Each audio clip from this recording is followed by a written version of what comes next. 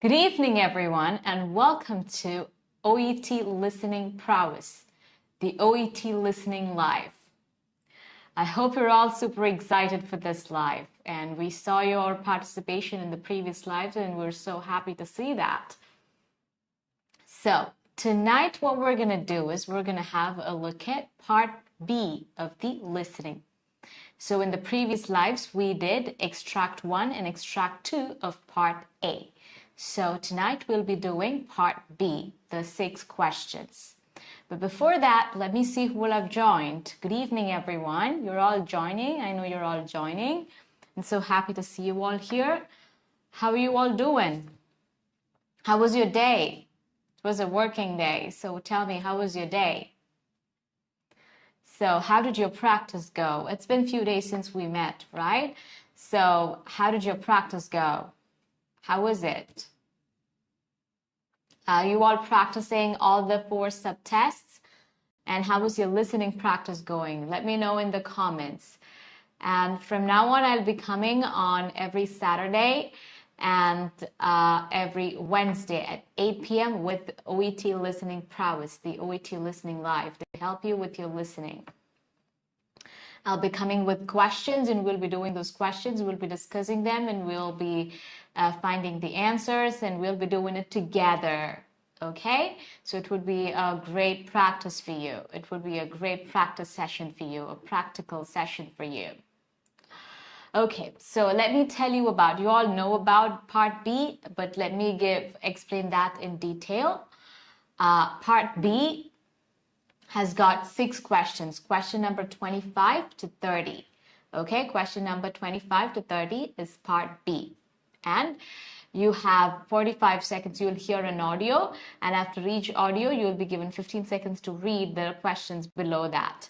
All right, so you have 45 seconds audio, and approximately 45 seconds audio. And for each question, you will have 3 options. You have to select one from it after listening to the audio. Okay, and how do you do this question? So you have to give so much attention to the context statement. So they first tell you a context statement, and then they move on to the question, and only then they say the question. Okay? Yes. So first they give you the context statement. So you have to give attention to the context statement, underline the keywords, and in the question also underline the keywords. And look for synonyms and paraphrasing in the audio. That's what you have to do.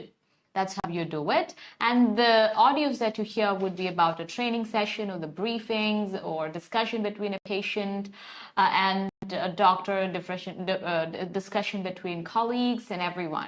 Okay? So that's what part B is all about. And yes, Anita Stephen, good evening. Clarina Fernandez, hi. Amanda Nelvin, good evening. Neetu George, hi. Manisha Sunil, good evening. Riaz Raju, good evening. Lijo, hi. Hi, everyone. How is your practice going? Tell me about your practice. Are you all practicing really well? Hi, Arun Ravi, hi from Maldives. Okay, nice to see you here. We're so happy to have you here. Renia Palani, good evening. Neka Charles, good evening. Oh, good morning. So you're not in India. Linu Thomas, good evening. Good evening, everyone. So, Sina Praveen, good evening. Good evening, everyone. Good evening. Megha Charles, hi. C part is very tough. So, next live, we'll be doing Neetu George. In the next live, we'll be doing part C. Okay, in this live, we'll be doing part B, but in the next live, it's going to be part C. Okay, so you can come join. Aishwarya, good evening. Good evening, everyone. I'm so happy to see all of you in here. And I know you're all ready for listening practice. So you should be ready with a book and a pencil, like I always tell you. And these are the tips that I wanted to share with you. They're assessing in this part, they're actually assessing your ability to understand that whole conversation and understand the details of it and look for specific details and anticipate what they would be doing after that. So those are the things that are being tested here. So just remember, you have 6 questions, 25 to 30, you have 6 questions. Yes, again, I have Anup PC, good evening. GB Verghese, good evening. Good evening, everyone. I'm so happy to see you. Animo Babu, good evening. Yes, good evening. Good evening, guys. So happy to see you all here. I'm so happy to have you all here. So I'll repeat what I said because some of you might have not joined when I said that. So I'm going to repeat what I said. So Part B has got 6 questions. Each audio would be 45 seconds and you'll be given 15 seconds to read the question. And they would also mention the context statement. So you have to give attention to the context statement, underline the keywords, and look for synonyms and paraphrasing in the audio. And also you should eliminate the options. You should follow elimination method. You should eliminate each method and reach the right answer. So, are you all ready? Are you all ready for the listening practice with a book and a pen? Say yes or no. Let me hear that from you. Adra, Shaji, good evening. You didn't tell me how your practice went, okay? I'd love to hear that. But also, are you all ready with a pen and a book for your listening practice? Anshu, Vibin, good evening. Good evening. Needu, ready. Needu is ready. Anita, Stephen is ready. GB Verghese is ready. Yes, everyone's ready. So since you're ready with your book and paper, then who else should we wait for? What else should we wait for? Yes, we'll begin. But before that, I'll show you some notes and I'll just show the notes of the things that I explained. So I wouldn't read all of it because I already explained. I'll show it on the screen and I'll read it out to you. Okay.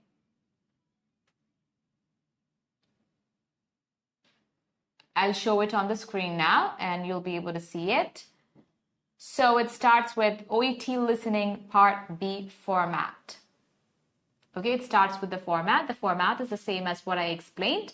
6 audio recordings of workplace interactions, 1 or 2 speakers, approximately 45 seconds, 3 option, multiple choice question per audio, 15 seconds to prepare. Situations include part of a handover, training sessions, staff briefings, discussion between colleagues, discussion between a patient and a health professional, and more. I'm not explaining it in detail because I already explained it to you.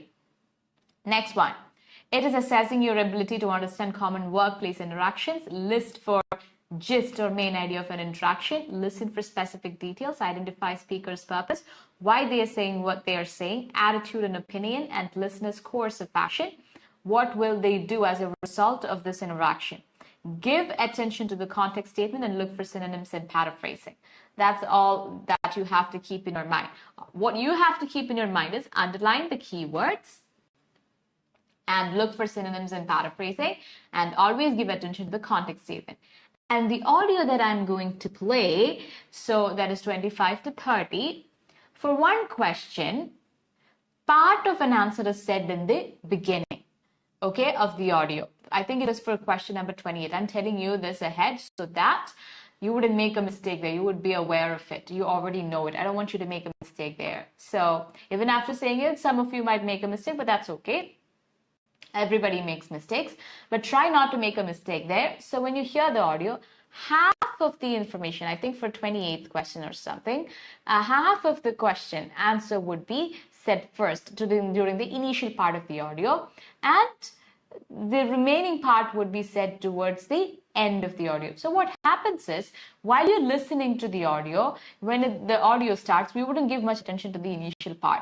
And then when it comes to the last part, that's when we understand that we also want the part at the beginning to form the whole answer.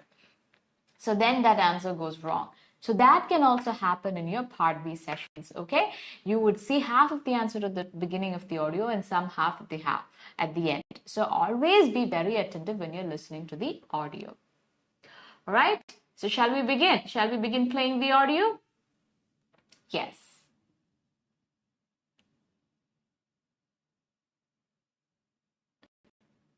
Claude and Lois, good evening. Ansel and Verghese, good evening.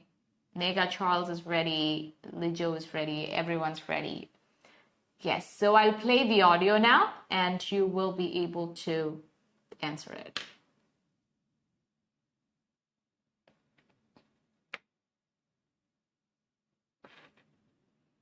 Part B, questions 25 to 30. In this part of the test, you'll hear 6 different extracts. In each extract, you'll hear people talking in a different healthcare setting. For questions 25 to 30, choose the answer A, B, or C, which fits best according to what you hear. Now look at question 25.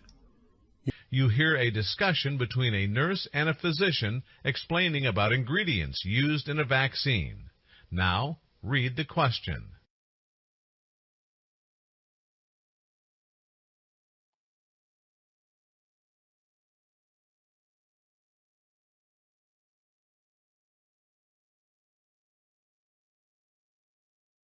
Hello, doctor. Can you explain what ingredients are used in a vaccine? Well, chemicals used in a vaccine include a suspending fluid, such as sterile saline or fluids containing protein, preservatives such as glycine, albumin, and phenol, and enhancers or adjuvants to improve the effectiveness of the vaccine. Some vaccines may also contain trace amounts of the culture material for the growth of the virus or bacteria used in the vaccine, such as chicken egg protein.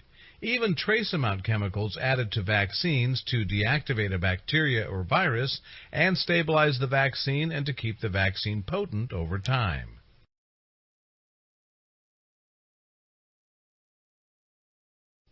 Question 26. You hear a discussion between a nurse and a physician explaining about vancomycin-resistant enterococci. Now, read the question.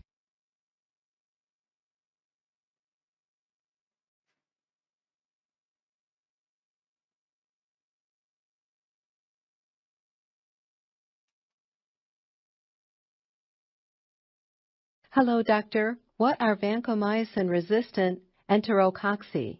Vancomycin-resistant enterococci are particular types of antimicrobial-resistant bacteria that are resistant to vancomycin. This is often used to treat infections caused by enterococci. Enterococci are bacteria that are normally present in the intestines and in the female genital tract that are commonly found in the environment that can cause infections at times. Most of the times, vancomycin-resistant enterococci infections occur in hospitals. Often the infection is caused in patients with chronic diseases such as diabetes or who have recently received antibiotics. It's also more common in patients with indwelling devices like intravenous lines or urinary catheters and those with compromised immune systems. Vancomycin-resistant enterococci can cause many types of infections, such as urinary infection, heart infections called endocarditis, bloodstream infection called sepsis, abscesses, wound infections, pneumonia, or meningitis. The risk of vancomycin-resistant enterococci infection can be reduced by minimizing the use of indwelling devices, such as intravenous lines and urinary catheters. The risk can also be reduced by avoiding inappropriate use of antibiotics.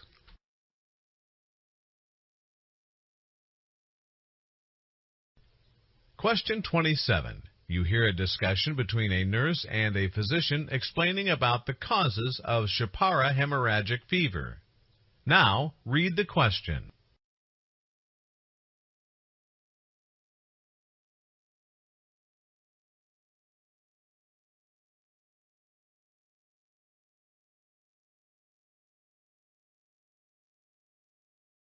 Doctor, how are the 𝐬𝐶𝐵 hemorrhagic fever is caused? A single-strand RNA virus called a 𝐬𝐶𝐵 virus of the Arinaviridae family causes 𝐬𝐶𝐵 hemorrhagic fever. 𝐬𝐶𝐵 virus is animal-borne or zoonotic infection. Limited clinical trial information about this infection in rural Bolivia. Like any other arenavirus, rodents host 𝐬𝐶𝐵 virus as a reservoir. Humans can contract this infection with a contact from an infected rodent. It can be direct or through inhalation or aerosolized 𝐬𝐶𝐵 virus from the feces or urine of infected rodents. Although there is a possibility of person-to-person transmission of arenaviruses through aerosolization, it's very rare. From the very limited observed cluster of cases of 𝐬𝐶𝐵 hemorrhagic fever, there was hardly any evidence of person-to-person transmission.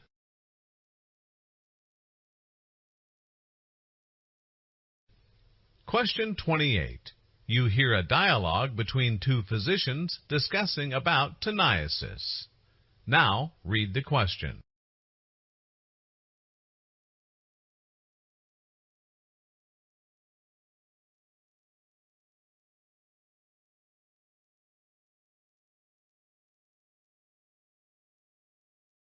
Hello, doctor. What is toniasis?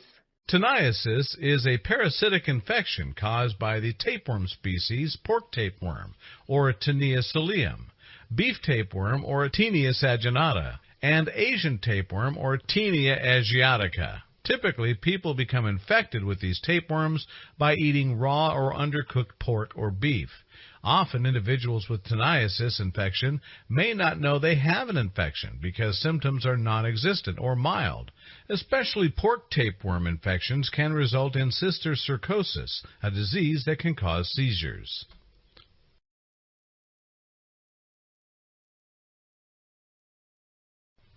Question 29. You hear a monologue by a physician briefing about rickettsiosis.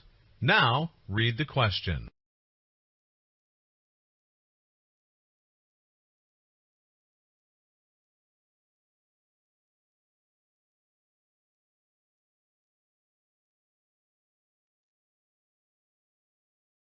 A group of diseases called spotted fever group, rickettsiosis, is called by closely related bacteria.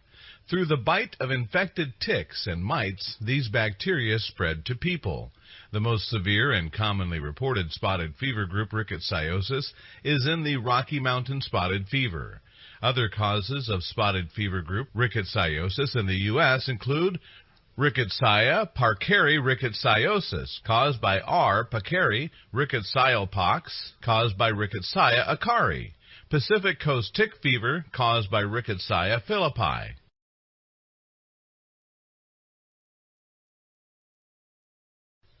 Question 30. You hear a dialogue between two physicians discussing about healthcare-associated infections. Now, read the question.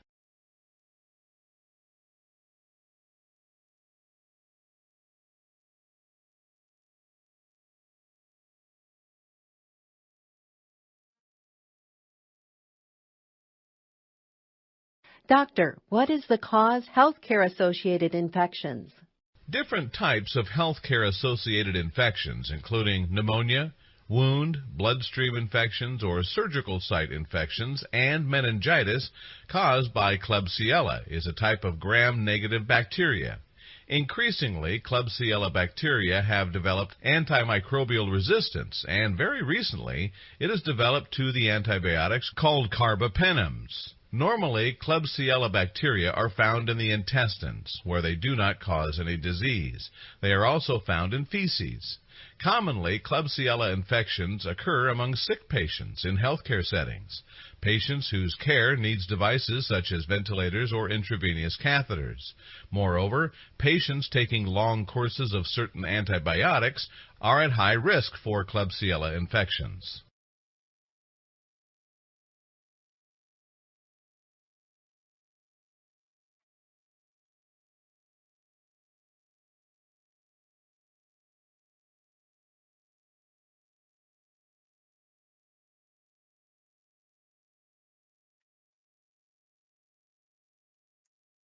So, are you all done with it? Did you all do your questions, answer all the questions? Yes, Tinsy Varkey says 26th question's answer is B. How many of you could get 6 on 6? Oh, you don't know the answers. So we have to discuss the answers, right? So we will discuss the answers. And I'm going to discuss it with audio script. Yes, you're all done doing it. So we'll discuss the answers. Okay, we'll discuss the answers with audio script. Okay, so first question is, I forgot to tell you guys something. You could have taken a screenshot of the questions, okay? So some of you must have taken a screenshot of the questions, so that just to refer. I'll read the questions and the options once again, but still you could have taken a screenshot and keep. So next live onwards, try to take a screenshot of the questions shown on the screen so that you will be able to refer it when I'm discussing the answers. Okay, so we'll start with question number 25. The question was, you hear a discussion between a nurse and a physician explaining about ingredients used in a vaccine. Here, this is the context statement. That was the context statement. I'll read the context statement once again. You hear a discussion between a nurse and a physician about explaining about ingredients used in a vaccine. Here, what is the key word that you will underline? You will underline, so you're hearing a discussion between a physician and a nurse explaining about vaccine, ingredients in vaccine. So you will underline ingredients in vaccine because that's what you have to look for. The question, what is the use of albumin in vaccine? So albumin is one of the ingredients, and what's the use of albumin in vaccine? So you will underline the word albumin. Is it clear? So you will underline the word albumin. So you'll underline ingredients in vaccines, and you'll also underline albumin. Okay, and you will look for this word albumin and ingredients. When they're talking about ingredients in the vaccines, you'll be very attentive, and especially when they're talking about albumin, you would be extra attentive. You'll also read the options. Used to deactivate bacteria or virus. So underline deactivate bacteria or virus, and used as a preservative. So preservative. Then used as a suspending. You will underline these three words. And you will listen to the audio and look for these words or the synonyms and all of that, and you'll eliminate the wrong options and you'll select the right option. So here, first you have for questions 25 to 30, choose answers A, B, C, which fits best according to what you hear. Now look at question 25. You hear a discussion between a nurse and a physician explaining about ingredients used in a vaccine. Now read the question. Nurse is saying, hello doctor, can you explain what ingredients are used in a vaccine? So you have to listen to doctor. Doctor is going to explain the ingredients used in the vaccine. Doctor, well, chemicals used in a vaccine include a suspending fluid. Yes, we heard the word suspending somewhere here. Suspending fluids such as sterile saline and fluids containing protein. So, suspending, albumin is not used for suspending. Sterile saline or fluids containing protein is used for suspending. So you can eliminate that option. So I'm eliminating option C, suspending. I'm eliminating option C, suspending. You will cut it, you will strike it off. And preservatives such as glycine, albumin, and phenol, and enhancers or adjuvants to improve the effectiveness of the vaccine. Preservatives such as glycine and albumin. So albumin is a preservative. So your answer is albumin. Your answer is preservative. Option B. Okay, used as preservative. So your answer is option B. For 25th question, answer is B. And some vaccines may also contain trace amounts of culture material for the growth of virus and bacteria used in vaccines such as chikungunya protein. Even trace amount chemicals added to vaccine to deactivate bacteria. So they have not mentioned the name of the chemicals used to deactivate bacteria or virus and stabilize vaccine to keep the vaccine potent for over time. So here the answer is used as a preservative. Albumin is used as preservative. For suspending, they're using saline fluid and protein. Sterile saline or fluids containing protein. And for bacteria, they're using some chemicals, but they're not mentioned the chemicals. For preservatives, they're using glycine, albumin, phenol, and enhancers or adjuvants. So albumin is used as preservative, and albumin is the answer. Preservative is the answer. Is it clear? Does anyone have any doubt related to this question? If you have any question related to this question, please feel free to comment. Drop them in the comments. Is it clear? Say yes or no. Is this question crystal clear? No doubts in this question? The answer is 25th question. Answer is B. Option B, used as a preservative. Is it clear? Shall we move on to the next question? 26th question? Yes. 𝐻𝐿𝐴 said the answer is 26th. Answer for 26th question is B. Let's see. 26th question. Okay. You hear a discussion between a nurse and a physician explaining about vancomycin-resistant enterococci. Now read the question. Nurse. So here again, you hear the context statement. You're hearing the context statement. You hear a discussion between a nurse and physician explaining about vancomycin-resistant enterococci. So what will you underline? Vancomycin-resistant enterococci. That's what you will underline. Okay? And give attention to the context statement. That's what they're going to talk about. Now read the question. I'll read the question for you. You will hear a discussion with, which of the following disease is also called as sepsis? Which of the following disease is also called as sepsis? Abscesses, bloodstream infection, endocarditis. So we have 3 diseases to look for. Is sepsis called bloodstream infection or abscesses or endocarditis? So which of the following diseases is called sepsis? Okay, sepsis. Let's read. Vancomycin-resistant enterococci are a particular type. So we're reading the whole paragraph. Okay, I'm reading the whole thing for you. Vancomycin-resistant enterococci are particular types of antimicrobial resistant bacteria that are resistant to vancomycin. This is often used to treat infections caused by enterococci. Enterococci are bacteria that are normally present in the intestines and in the female genital tract that are commonly found in the environment that can cause infections at times. Most of the times, vancomycin-resistant enterococci infections occur in hospitals. Often the infection is caused in patients with chronic diseases such as diabetes or who have recently received antibiotics. It's also more common in patients with dwelling devices like intravenous lines or urinary catheters and those with compromised immune systems. Vancomycin-resistant enterococci can cause many types of infections such as urinary tract infection, heart infections called endocarditis. So sepsis is not endocarditis. Okay, that is heart infections. Bloodstream infection called sepsis. So bloodstream infection is called as sepsis. So your answer is option B, bloodstream infection. 26th question, your answer is option B, bloodstream infection. So heart infection is called endocarditis. So we're cancelling option C, endocarditis. Abscesses. They're not talking about any other name for abscesses. Wound infections, pneumonia, meningitis. So abscesses, they're not talking about any other name. They're not saying it is sepsis. So we can cancel that too.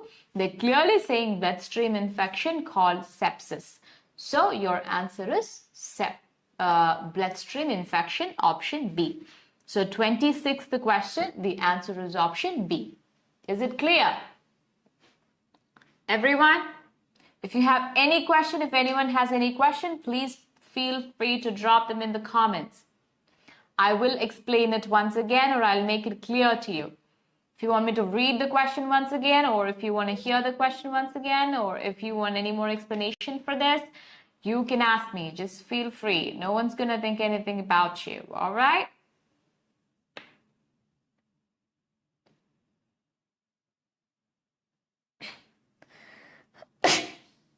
I'm sorry. So, question 27. You hear a discussion between a nurse and a physician explaining about the causes of 𝐲𝐵H hemorrhagic fever. So, you hear 𝐲𝐵H hemorrhagic fever. Now read the question. So what you have to do is, you're hearing the context statement, so you know that they're explaining about 𝐲𝐵H hemorrhagic fever. And you have to underline 𝐲𝐵H hemorrhagic fever. Okay, so you're going to be hearing about that. Now read the question. Yes, 27th question. Which of the following statements suits best with this extract? Okay. 𝐻𝐵H virus is from Adenoviridie family. There was a massive epidemic of 𝐻𝐵H hemorrhagic fever in Bolivia. The disease is mainly caused by person-to-person transmission through aerosolization. So these are the three options. 𝐻𝐵H virus is from Adenoviridie family. There was a massive epidemic of 𝐻𝐵H hemorrhagic fever in Bolivia. The disease is mainly caused by person-to-person transmission through aerosolization. These are the three options. Which is the following statement suits best with this extract? So here you have to underline the keywords in the options. The first option is 𝐻𝐵H virus is from Adenoviridie family. Okay, Adenoviridie family. So underline Adenoviridie family. So you have to underline that family name. There was a massive epidemic of 𝐻𝐵H hemorrhagic fever in Bolivia. So massive epidemic of hemorrhagic fever in Bolivia. Underline that part. The disease is caused by person-to-person transmission. Person-to-person transmission. So we're looking for 3 points. Person-to-person transmission, that major epidemic, and the family of 𝐻𝐵H virus. Okay, we'll read. Now read the question. Doctor, how are the 𝐻𝐵H hemorrhagic fever caused? Doctor, a single-strand RNA virus is called 𝐻𝐵H virus of the Adenoviridie family causes 𝐻𝐵H hemorrhagic fever. So, this is the family of 𝐻𝐵H virus. Okay? Adenoviridie family. So that is the family that we read about. So we think that might be the answer, but we have to eliminate the other two options as well. So we're listening to it once again. We're listening to the remaining part. 𝐻𝐵H virus is animal-borne or zoonotic infection. Limited clinical trial information about this infection in rural Bolivia. There is only limited clinical information about this infection in Bolivia. So they're not talking about any epidemic in Bolivia. So we can cancel that option. Like any other arenavirus, rodents host 𝐻𝐵H virus as a reservoir. Okay, that is the end of that sentence. And now, humans can contract this infection with the contact from an infected rodent. It can be direct through inhalation or aerosolized 𝐻𝐵H virus from the feces or urine of infected rodents. Although there is a possibility of person-to-person transmission. Yes, they're talking about person-to-person transmission, but you cannot write it, you cannot think that as the right answer. Why? Because you cannot take that as the right answer. Person-to-person transmission of arenaviruses through aerosolization. It's very rare. From the very limited observed cluster of cases, 𝐻𝐵H hemorrhagic fever, there was hardly any evidence of person-to-person transmission. It's very rare. Although there is a possibility, it's very rare and there was only a limited information. So that is also wrong. So the answer is 𝐻𝐵H virus is from Adenoviridie family. That is the right answer. Option A. So for question number 27, the answer is option A. Now moving on to next question. Is this answer clear? Everybody? Is this answer clear? Is question number 27 clear? 27, the answer is option A. So 25th, it's B. 26th, it's B. 27, the answer is A. And 𝐻𝐶 Varghese answer for 26th question was right. 26th question's answer is B. It's clear. So let's move on to the next question. 28th question. Let's read the context statement. You hear a dialogue between two physicians discussing about teniasis. Okay? So here they're discussing about teniasis. Now read the question. Let's read the question. You hear, 28th question, you hear a dialogue between two physicians discussing about teniasis. Cysticercosis is caused by Taenia saginata, Taenia asiatica, Taenia solium. So, let's read. Cysticercosis is caused by Taenia saginata, Taenia asiatica, Taenia solium. So which is the right answer for this question? So you have to look for the name cysticercosis. Okay, cysticercosis. You have to look for the word cysticercosis and then you will find the options. Okay, physician 1. Hello doctor, what is teniasis? Teniasis is a parasitic infection caused by the tapeworm species pork tapeworm or Taenia solium. Pork tapeworm, Taenia solium. This was the question I said. They say half of the answer at the beginning and half at the end. So now you know pork tapeworm is called Taenia solium. Beef tapeworm or Taenia saginata or an Asian tapeworm, Taenia asiatica. Typically, people become infected with these tapeworms by eating raw or undercooked pork or beef. Often, individuals with teniasis infection may not know they have an infection because symptoms are non-existent or mild. Especially, pork tapeworm infections can result in cysticercosis, a disease that can cause seizures. So, cysticercosis is caused by pork tapeworm. But we don't have that option here. It is Taenia saginata, Taenia asiatica, Taenia solium. But in the beginning, they have told you pork tapeworm is Taenia solium. Do you get that? So you have to go for Taenia solium, which is option C. For the 28th question, the answer is option C, Taenia solium. That is pork tapeworm. Is it clear? How many of you got it wrong? Let me know in the comments. Or did anyone get it right? If anyone got it right, just let me know in the comments. Suresh, did you get it right? How many of you got it right? Let me know in the comments. Let me see that.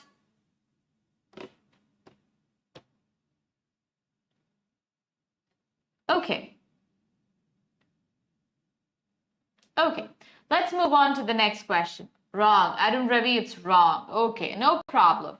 Was it because you couldn't remember the name from the beginning? I told you have to be very attentive from the beginning. Okay, you got it right. Joycey Norbit, very good, very good. Christina Rose got it wrong. Joycey. Okay, you got it wrong. Okay, Joycey Norbit got it wrong.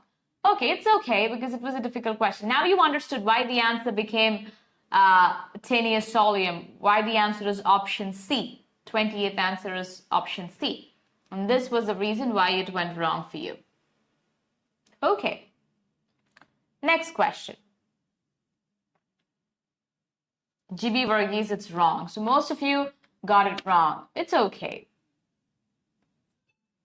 So you should always be prepared for questions like this. You should always remember at the beginning they might say half of it. At the end, they might say half of it. So give attention to all the details you hear. They're also assessing your ability to look for details.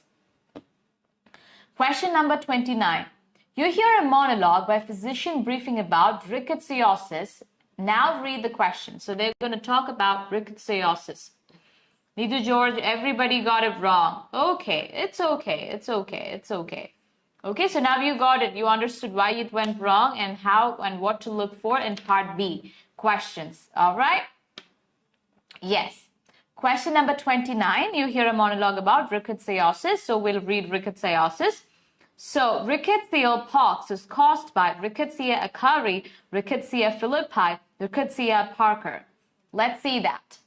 Physician, a group of diseases called spotted fever group rickettsiosis called by closely related bacteria through the bite of an infected ticks and mites. These bacteria spread to people.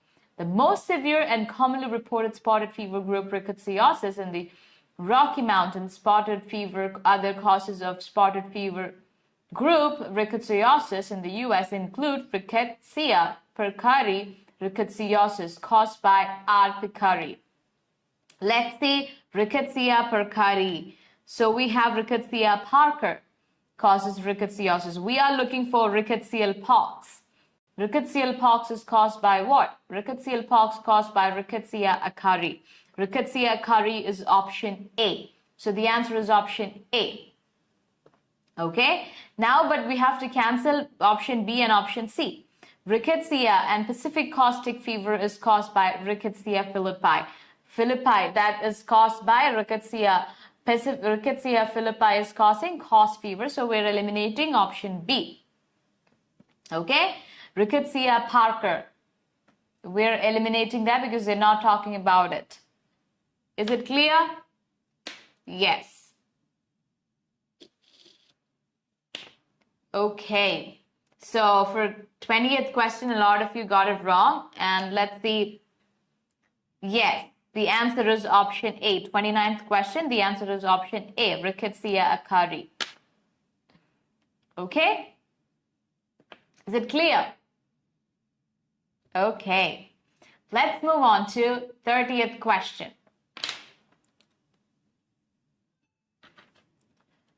You hear a dialogue between two physicians discussing about healthcare-associated infections. So underline healthcare-associated infections. Now read the question. I'll read the question to you. You hear a dialogue. Which of the following statement is incorrect? Here, some of you must have mistaken it for correct, because we always look for the correct statement, but that's wrong. You have to look for incorrect statement. Which of the following is incorrect? Surgical site infection at healthcare settings are caused by Klebsiella bacteria. Option B, Klebsiella bacteria mainly infects the intestines in human being. Klebsiella bacteria develops antimicrobial resistance. So we have to cancel two options. We have to select the correct option. Is it? You have to select the correct option? Is that what you have to do? Tell me. Let me see if you're listening to the class. You have to select the incorrect option. You're so used to selecting correct option that you will also go for correct option here as well.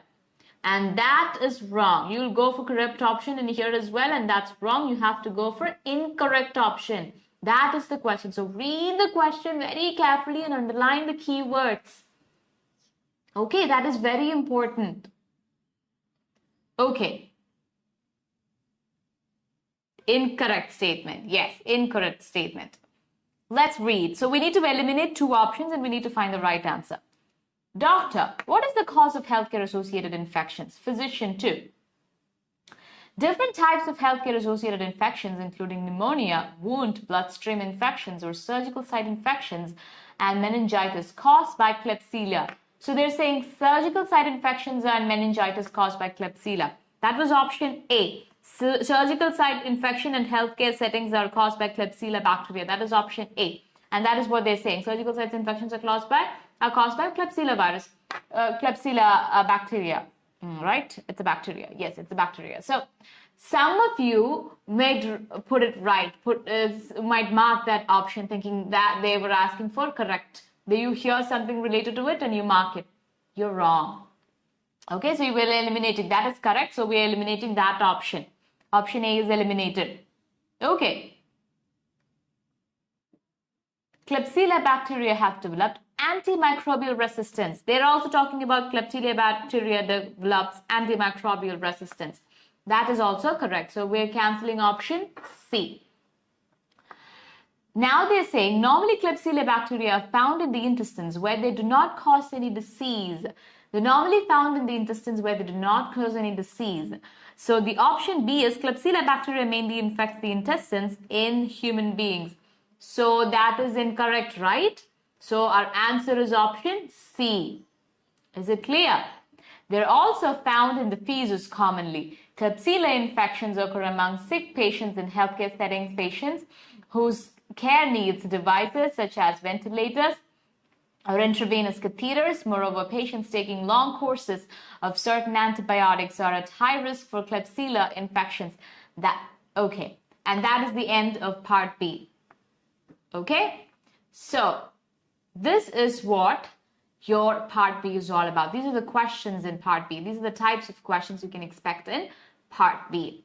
Now I'll show the answers once again, so make sure you correct it properly because we were explaining, some of you must have not gotten the options correctly. So I'll display the options correctly for answers. Question number 25, B, used as a preservative. See if it's correct. If it's correct, put a tick mark there. 26th question. B, bloodstream infection. Answer is option B, bloodstream infection. If you got it right, put a tick mark there. 27th question. Option A, 𝐻𝐵H virus is from Arinaviridae family. 28C, Taenius solium. 29A, Rickettsia curi. 30, B, Klebsiella bacteria mainly infects the intestines in human beings. Joycey Nobbin got 4 out of 6. So which all questions went wrong, Joycey Nobbin? Which all questions went wrong? So tell me how much you got in the comments and tell me why those questions, which all questions went wrong. And if you could find why they went wrong, you should tell me you could find why they went wrong. If you couldn't, you should tell me that too. Arun Ravi, 4 out of 6. Most of you got 4 out of 6. Very good. But just tell me which all questions went wrong.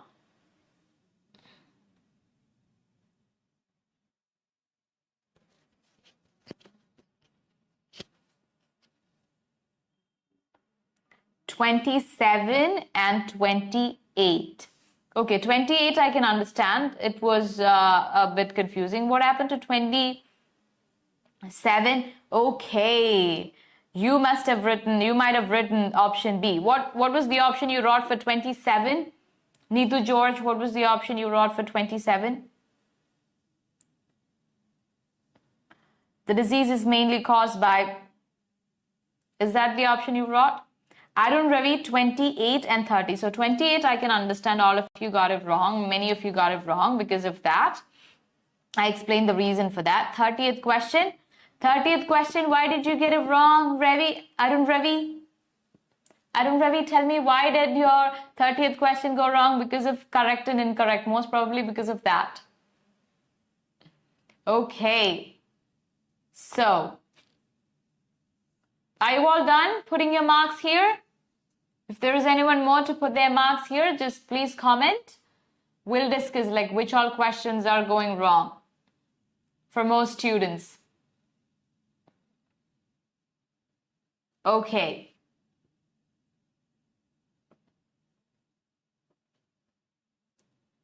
Do you have? Put your marks here, put the marks that you got in here. Let me see. And also which all questions went wrong. And tell me if you could understand why it went wrong. Why I'm asking you to always look for why it went wrong, because the next time when such a question comes, you shouldn't make that mistake. Maybe you won't get the same question or similar question for your exam. You never know. So when you get a similar question for exam, you shouldn't make it wrong because you already practiced it in here, especially for question number 28. So you know when you hear something, it was about cysticercosis. Option B. Neetu George wrote option B for question number 27. There was a massive epidemic of 𝐻𝐵H hemorrhagic fever in Bolivia. I suppose you wrote that because you heard the word Bolivia and rural, but they were not talking about any massive epidemic. Okay, just because you hear a word, you shouldn't take it as your option. You have to match the meaning, look for the meaning. Okay. Yes, Angel Thomas got 5. Which all questions went wrong, Angel? Tell me. The 30th question was also a bit tricky. So next time when you are listening to an audio, listen to every aspect of it very carefully. So expect that the information that you heard at the beginning might be needed for you to find the answer. So be very careful about it. That's what 28th question taught us tonight. Okay. So by this, we're done with part B. We'll be doing part C in the next slide. There is just one way for you to improve your listening. One is you should improve your basic listening. The other is by practicing your listening. Okay, so always make sure that you practice. So that's why we're coming with some materials on live so that you can practice it, and we're discussing all the answers so that you'll be able to find the right answers, correct it, and get the correction that's needed and everything. Okay? So, shall we wind up? Yes. I think that's it for the day, and we'll wind up. Until we meet again in the next live, this is me, Shaji, signing off from Needles Academy. Bye-bye, and good night, and take care.